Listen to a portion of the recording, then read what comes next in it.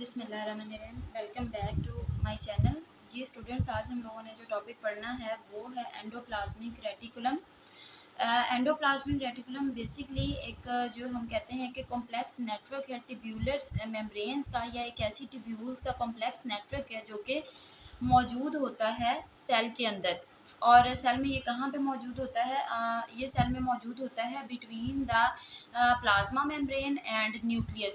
तो ये एक ऐसी मेम्ब्रेन्स हैं जो कि एसोसिएटेड होती हैं विद द न्यूक्लियर इन्वेल्व। जैसे कि अगर फॉर एग्जांपल हम इस डायग्राम को देखें तो इसके अंदर हम देखते हैं कि हमारे पास सबसे पहले जो है वो एक मेम्ब्रेन है जिसको एक इन्वेल्व है जिसे हम कहते हैं न्यूक्लियर इन्वेल्व। यानी ये समझ लें कि इस तरफ सेल के इस तरफ जो है वो न्यूक्लियस मौजूद है और ये न्यूक्लियस की मेम्ब्रेन है। जैसे ही न्यूक्लियस हम थोड़ा सा आगे आते हैं तो हमारे पास एक चैनल बना हुआ है डिफरेंट तरह की ट्यूब्यूल्स का, डिफरेंट तरह की नालियों का। इस चैनल को हम कहते हैं एंडोप्लाज्मिक रेटिकुलम। ये थ्रू आउट एक्सटेंड कर रहा होता है up to the plasma membrane या सेल मेम्ब्रेन। तो होल सेल के अंदर ये सराउंड कर रही होती हैं, मतलब पूरे के पूरे न्यूक्लियस के साथ कहीं कहीं पे ये ट्यूब्यूल्स मौजूद होंगी। और फिर जब ये स्टार्ट होंगी तो ये एंड जाके ख़त्म होंगी तकरीबन करीब प्लाज्मा मेम्ब्रेन के। तो हम इसको डिफाइन इस तरह से करते हैं कि एंडोप्लाज्मिक रेटिकुलम जो है ये एक ऐसा कॉम्प्लेक्स नेटवर्क है ट्यूब्यूलर मेम्ब्रेन्स का जो कि सिर्फ और सिर्फ साइटोप्लाज्म के अंदर मौजूद होता है। और साइटोप्लाज्म भी किसका? यूकैरियोटिक सेल का, यानी कि प्रोकैरियोटिक सेल के अंदर ये मौजूद नहीं होता है। और ये क्योंकि प्रोकैरियोट्स के अंदर राइबोसोम्स वैसे ही मौजूद होते हैं, ऑर्गेनेलिस मौजूद नहीं होती हैं इतनी कॉम्प्लेक्स। और प्रोटीन्स बनाने के लिए राइबोसोम्स वैसे ही सस्पेंडेड फॉर्म में होते हैं, तो इस वजह से वहाँ पे ये मौजूद नहीं होता। जबकि अगर हम एनिमल सेल्स की और प्लांट सेल्स की बात कर रहे होते हैं तो वहाँ पे ये इस फॉर्म के अंदर मौजूद होता है जो अभी मैंने आपको बताया ट्यूब्यूलर नेटवर्क की फॉर्म में। एंडोप्लाज्मिक रेटिकुलम जो है बेसिकली ये कुछ ट्यूब्यूल से मिलकर बनता है जिनको हम कहते हैं सिस्टर्नी। अब सिस्टर्नी क्या है? Network of channels. सिस्टर्नी क्या है? This is a network of tubules. और ट्यूब्यूल्स कौन सी? इंटरकनेक्टेड। ऐसी ट्यूब्यूल्स जो कि एक दूसरे के साथ इंटरकनेक्ट हैं, नेटवर्क है इंटरकनेक्टेड ट्यूब्यूल्स का। और इन ट्यूब्यूल्स को जो एक दूसरे से जुड़ी होती हैं इनको हम कहते हैं सिस्टर्नी। और अगर हम लोकेशन की बात करें एंडोप्लाज्मिक रेटिकुलम की तो ये it is associated with the nuclear envelope. ये कहाँ पे मौजूद होता है? With the nuclear envelope. And extend हो रहा होता है ये थ्रू आउट द साइटोप्लाज्म।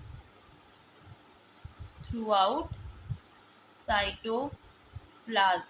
तो ये स्टार्ट होता है फ्रॉम द न्यूक्लियर मेम्ब्रेन और एक्सटेंड होता है थ्रू आउट द साइटोप्लाज्म। और इंटरकनेक्टेड जो ट्यूब्यूल्स होंगी इनको हम नेम दे रहे होते हैं सिस्टर्नी का। हमारे पास बेसिकली एक फ्लूइड फील होता है इन सिस्टर्नी के अंदर। और क्योंकि ये मेम्ब्रेन है, ट्यूब्यूल्स हैं, एक दूसरे के साथ जुड़ी हुई हैं और बंद हैं, ओपन फॉर्म में नहीं है, तो इसलिए वो जो मटेरियल होता है वो सिर्फ इनके इनसाइड प्रेजेंट होता है और ये उसको सेपरेट कर रही होती हैं फ्रॉम द साइटोप्लाज्म। हमारे पास दो टाइप्स हैं एंडोप्लाज्मिक रेटिकुलम की। एक को हम कहते हैं स्मूथ एंडोप्लाज्मिक रेटिकुलम और दूसरे को हम कहते हैं रफ एंडोप्लाज्मिक रेटिकुलम। अब स्मूथ एंडोप्लाज्मिक रफ में क्या डिफरेंस है कि जो हमारे पास रफ एंडोप्लाज्मिक रेटिकुलम है ये फ़ौरन ही स्टार्ट हो जाता है न्यूक्लियर इन्वेल्व के।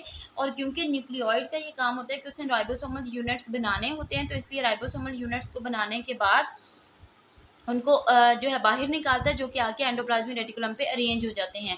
तो रफ एंडोप्लाज्मिक रेटिकुलम पे क्योंकि मौजूद होते हैं लार्ज नंबर ऑफ राइबोसोम्स। और राइबोसोम्स का फंक्शन क्या होता है? Protein synthesis. तो जो राइबोसोम्स का फंक्शन होगा वही फंक्शन किसका होगा?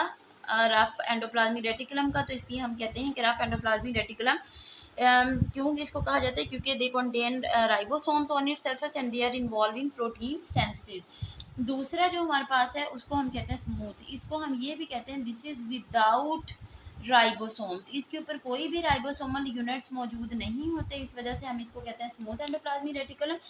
और इसका क्या फंक्शन होता है? सबसे पहले तो ये हेल्प करता है in the transport of materials.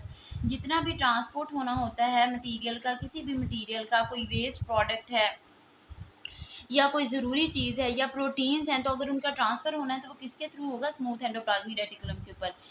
It is not associated it is not associated with protein synthesis, ये प्रोटीन सेंसिस के साथ एसोसिएटेड नहीं होता। ठीक है। अच्छा, उसके बाद इसका एक और फंक्शन ये होता है कि ये लिपिड मेटाबॉलिज्म के अंदर काम कर रहा होता है, लिपिड को मेटाबोलाइज करता है। लिपिड मेटाबोलाइज या लिपिड मेटाबॉलिज्म का काम कर रहे होते हैं स्मूथ एंडोप्लाज्मिक रेटिकुलम।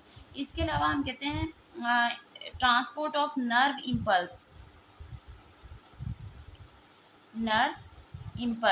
तो ये क्या करता है कि नर्व इम्पल्स को ट्रांसपोर्ट करने का भी काम करता है। उसके अलावा डिटॉक्सिफाई करता है हार्मफुल ड्रग्स को, डिटॉक्सिफाई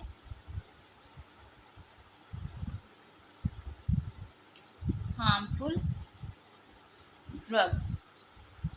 ये इंपॉर्टेंट फंक्शंस है एंडोप्लाज्मिक रेटिकुलम के। तो अगर मैं इसको जो है समराइज़ करूँ तो हमने ये देखा कि हमारे पास जो एंडोप्लाज्मिक रेटिकुलम है उसके अंदर अगर बेसिकली देखा जाए तो हमारे पास मौजूद है एक नेटवर्क ऑफ ट्यूब्यूल्स, और जो इंटरकनेक्टेड होती हैं उनको हम सिस्टर्नी कहते हैं। और अगर टाइप्स देखें एंडोप्लाज्मिक रेटिकुलम की तो स्मूथ है और रफ। तो ये रफ होता है उसके ऊपर क्योंकि राइबोसोम्स अटैच होते हैं, इसलिए हम उसे रफ एंडोप्लाज्मिक रेटिकुलम कहते हैं और उसका एक ही काम है प्रोटीन सिंथेसिस। जबकि जो स्मूथ एंडोप्लाज्मिक रेटिकुलम होता है वो ट्रांसपोर्ट भी करता है, नर्व इम्पल्स को भी कंडक्ट कर रहा होता है। उसके अलावा जितनी भी ड्रग्स होती हैं उनको भी डिटॉक्सिफाई करता है, और ये प्रोटीन सिंथेसिस का काम नहीं करता। तो इसलिए हम कहते हैं। अच्छा, उसके बाद एंडोप्लाज्मिक रेटिकुलम जो है ये सेल को प्रोवाइड कर रहा होता है शेप, प्रोवाइड करता है शेप टू सेल।